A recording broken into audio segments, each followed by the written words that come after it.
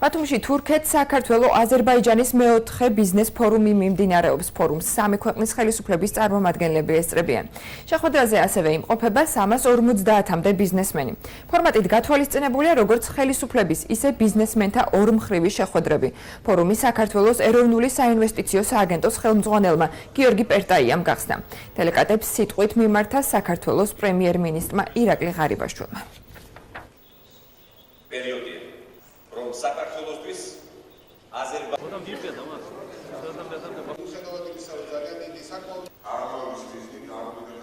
დღევანდელ ფორუმს ესწრება 350-მდე ბიზნესმენი.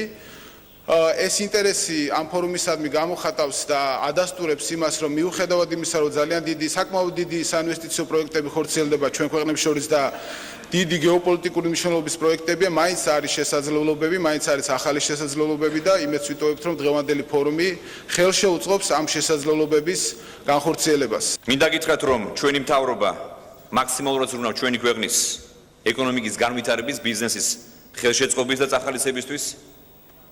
ჩვენ ძალისხმევას არ ვიშურებთ, რომ საქართველოში კიდევ უფრო მიმზიდველი საინვესტიციო გარემო შევქმნათ და ხელი შევუწყოთ ინვესტიციების შემოსვას საქართველოში. და ბოლოს მე მინდა გითხრათ, რომ მე ვარ დარწმუნებული, რომ ჩვენს ქვეყნებს საქართველოს, აზერბაიჯანს და თურქეთს აქვს ძალიან დიდი პოტენციალი. ჩვენთვის არის